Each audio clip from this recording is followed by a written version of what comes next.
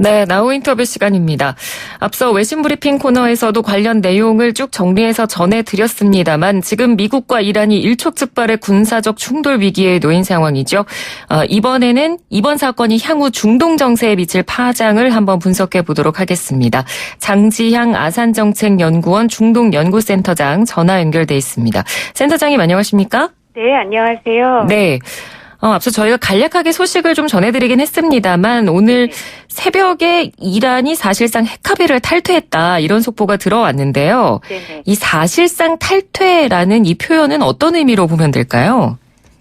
그러니까 사실 핵합의 파기 탈퇴는 2018년 트럼프 행정부에서 먼저 시작을 했었죠. 맞습니다. 예, 네. 그거에 대한 반발 저항으로 2019년 5월부터 이제 이란이 우리도 핵 개발 활동 재개를 하겠다라고 사실 발표는 했었어요. 예. 다만 이것을 굉장히 단계적으로 2달에 한 번씩 이제 축소, 그러니까 핵 활동 재개, 그러니까 합의 축소 활동을 한 단계씩 계속 올려갔는데 네. 그러다 보니 국제사회에서 물론 트럼프 행정부도 잘못했지만 이란 너도 똑같이 그렇게 합의를 파기하면 안 되는 거 아니냐라고 하면서 이제 유럽과 이란 간에 계속 협상이 있어 왔죠. 네.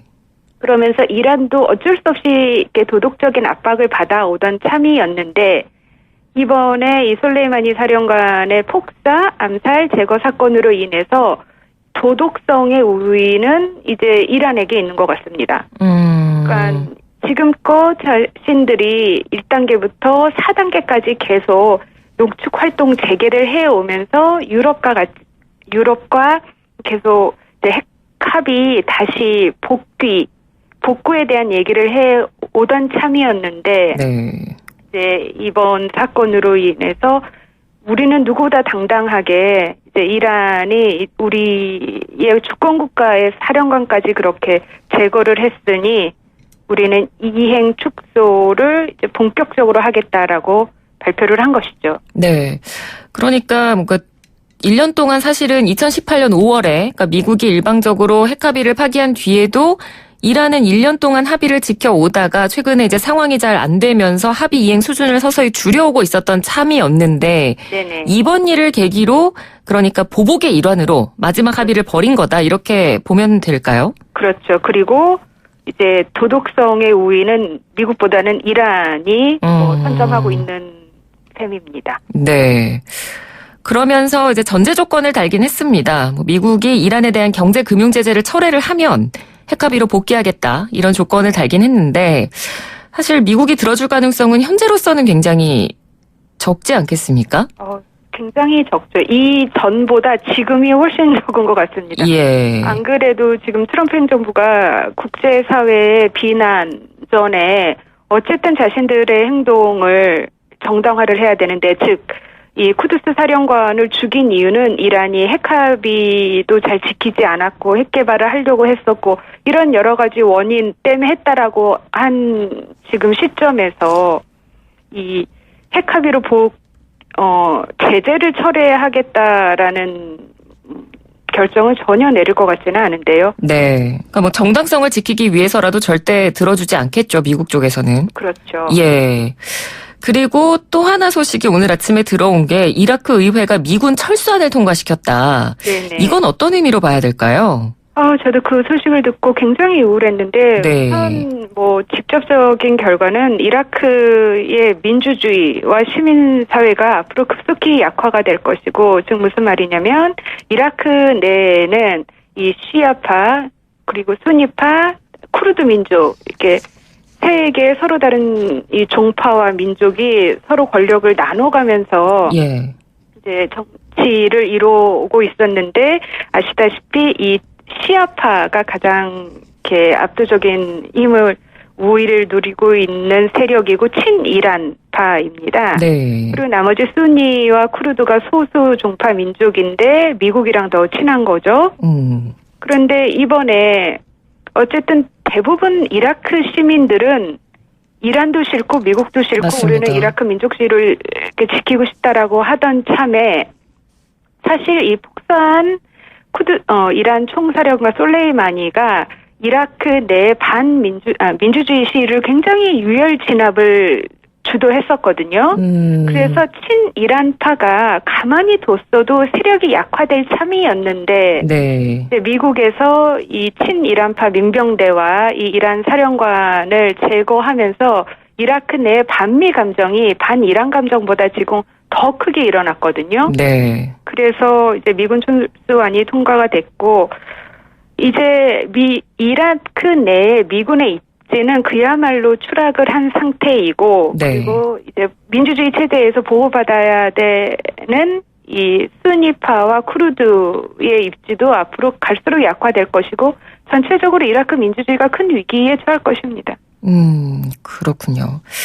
자, 이렇게 솔레이마니 사령관 사망 이후에 이란의 보복 조치들이 이어지고 있습니다. 뭐 이라크 내 미국 주요 시설에 대한 공격도 이미 시작이 됐고 방금 전해들이 뭐 핵합의 이행을 이제 최종적으로는 하지 않겠다. 그리고 이라크 내 미군 철수안까지 지금 나오고 있는 상황인데 그러면 지금 계속 미국과 이란이 그런 보복 공격이라고 할까 이걸 계속 주고받고 있는 상황이거든요. 앞으로 이란이 또 다른 보복을 어떤 방식으로 하게 될까요? 그러니까 이란은 지금 정말 너무 속상하고 억울해서 바로 굉장히 이게 타격을 줄 수 있는 보복을 해야 되는데 미국을 네. 상대로 그렇게는 쉽지 않습니다. 즉 보복전을 벌이면 이란 자신은 피해를 덜 받고 상대방에게 큰 피해를 줘야 되는 것이기 때문에 흔히 우리가 생각하는 군사적 전면전은 불가능하고요. 이란 측에서는 네네. 자신들도 바로 피해를 받을 테니까 이 굉장히 비대칭적이고 이런 저강도 방법으로 소규모 보복에 나설 테고요. 네. 뭐 가장 대표적인 것이 사이버 공격이 될 테고 바로 뭐 어젯밤에 미 연방 정부기관 웹사이트가 사이버 공격을 받기 시작했다라고 예, 맞습니다. 하고 네. 그리고 또 이제 영내에 있는 중동 내에 있는 여러 이란의 이 대리 조직들, 프록시 조직들을 이용해서 미군 관련 시설 그리고 미국 관련 시설뿐만 아니라 미국의 동맹국과 우방국인 뭐 사우디 아랍에미리트, 이스라엘을 뭐 상대로 굉장히 저강도의 비대칭적이고 비전통적인 방법 드론을 통해서 이런 소규모 보복을 굉장히 지리하도록 다발적으로 벌이지 않을까 생각이 듭니다. 뭐 쉽게 생각해서 뭐 호르무즈 해협을 지나는 선박을 다시 또 드론으로 공격한다든지, 네. 뭐 예멘 내전에서 이란의 지원을 받고 있는 후티 반군이 또 다시 사우디의 유전을 공격한다든지, 네. 너무 여러 종류의 예측하기 어렵지만 그래도 동시다발적으로 소규모로 일어날 것이라는 그런 보복전이 예상되고 있습니다. 네. 그러니까 전면전은 불가능하겠지만 소규모로 다발적으로 다양한 방식의 보복전을 이어갈 것이다. 네. 근데 사실 전면전은 미국 쪽에서도 불가능한 상황이잖아요. 불가능하죠. 예. 그러니까 뭐 트럼프 대통령이 늘상 입버릇처럼 하는 게 전쟁을 원치 않는다고 했으니까. 맞습니다. 예. 전쟁을 원치 않은 사람이 왜 이렇게 방식으로 지금 이런 드론 공격을 했는지는 모르겠지만. 네. 그러니까 지금 전쟁을 원치 않는다고 말하면서 뭐 이것이 이번 공격도 전쟁의 시작이 아니라 전쟁의 끝이다라고 트럼프 대통령은 언급을 하기도 했고요. 네네. 그러면서 또 이란이 보복 공격을 하면 우리는 52곳에 반격할 준비가 돼 있다. 네네. 이런 또 엄포를 놓기도 했는데 네네. 굳이 52곳이라고 언급한 이유는 뭘까요? 이 52곳이 무슨 의미일까요? 그러니까 지금 트럼프 대통령이 굉장히 국내외 대내외 여론전에서 자신의 결정에 대한 정당성 확보를 하려고 진짜 여러 가지 자극적인 언사를 많이 쓰는데요. 네네. 52곳이라는 곳이 이 1979년에 이란에서 친미 부패 팔레비 왕정을 무너뜨린 이란 이슬람 혁명이 일어났거든요. 네네. 그때 바로 이 시위대들이 주 이란, 주 테헤란 미국 대사관에 가서 외교관들 52명을 인질로 잡았습니다. 1년 네. 넘도록 444일 동안. 네. 그래서 보통 이 미국의 현대사 2차 대전 이후에 미국인들에게 가장 큰 정신적인 트라우마로 남아있는 사건이 뭐냐라고 하면 뭐 베트남전도 아니고 당연히 이란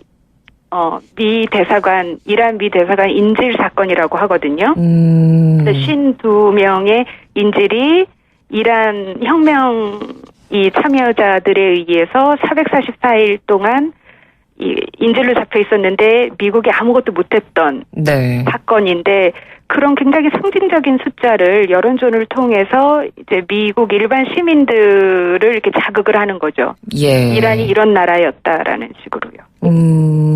그러니까 뭐 52곳을 반격하겠다 이것조차도 지금 트럼프 대통령이 지금 본인이 수세에 몰린 이 상황을 극복하기 위한 네네. 여론전으로 쓰고 있는 거네요. 네네, 맞습니다. 네. 사실 뭐 지금까지 이란과 미국이 수많은 충돌이 있었고 갈등이 있었지만 군사적인 대응은 서로 자제해왔던 상황인데 네네. 그러면 이번에 미국이 공습을 감행한 결정적인 계기는 뭐라고 보십니까? 저도 진짜 지난 3일간 굉장히 머리를 싸맸는데 네. 아무리 생각해도 이게 굉장히 합리적이지도 않고 이 편익을 아주 고려해서 나온 결과도 아닌 것 같거든요. 예.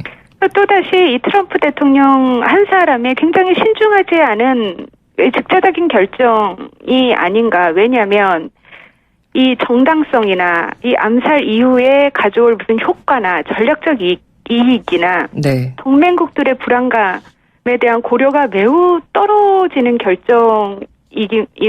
예. 또 아니나 다를까 지금 속속들이 미 언론 매체에서 나오는 이런 보고들을 들어보면 당시 이 트럼프 대통령이 드론 공격을 결정할 당시 이 군부나 정부 당국이 신중해야 된다라고 네.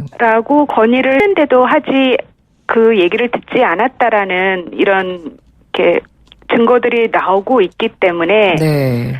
또다시 이 트럼프 대통령이 뭐 탄핵 정국을 정면으로 돌파하고 싶었던지 아니면 강한 이미지를 부각하고 싶었던지 어쨌든 국내 정치적 배경으로 자신 굉장히 독단적으로 결정을 내린 것 같습니다. 네. 그러니까 본인의 이런 독단적인 결정 때문에 지금 중동 정세가 굉장히 불안한 상황이고 뭐 미국 내부나 국제사회까지도 지금 굉장히 비판의 목소리가 높은 상황인데 네네. 네. 그러니까 뭐 미국하고 이란 양 국가에서 지금 전면전은 어렵다라고 아까 교수님께서도 말씀을 해주셨습니다만 네네. 사실 솔레이마니가 워낙 그 영향력이 큰 인물이었고요. 네네. 그리고 그 이슬람 시아파 벨트라고 불리는 나라들의 그 친이랑 무장 조직을 총괄해온 인물이었기 때문에 네네. 혹시나 전선이 중동 지역 전체로 확대될 가능성은 없을까요? 저는 중동 지역 전체로 확대될 가능성이 매우 높다고 봅니다. 아까 네. 말씀드렸듯이 이란이 전면전을 못하고 중동 내에 있는 여러 나라, 그러니까 지금 이란의 그 시아파 민병대들, 친이란 시아파 민병대들이 굉장히 조직적으로 갖춰져 있는 곳이 시리아, 이라크, 레바논, 그다음에 팔레스타인 가자지구, 예멘 에 있거든요. 예. 근데 이곳에 있는 이란의 이런 프록시 대리 조직들이 굉장히 소규모라도 비전통적인 방법이라도 그래서 보복전을 대신해서 해준다면 그야말로 중동 전역에 뭐 또다시 다른 형태이지만 뭐 테러 조직의 뭐 다발적 공격이 이제 일어나게 되는 거죠. 네. 사실 테러 조직들은 뭐 이렇게 준비가 돼서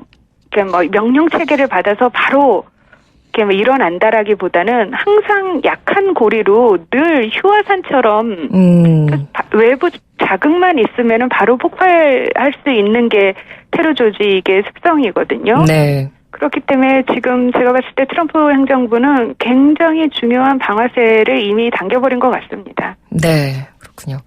알겠습니다. 오늘 말씀 잘 들었습니다. 고맙습니다. 예, 감사합니다. 네, 지금까지 장지향 아산정책연구원 중동연구센터장과 이야기 나눴습니다. 1부는 여기서 마치고요. 잠시 뒤 2부 이어가겠습니다.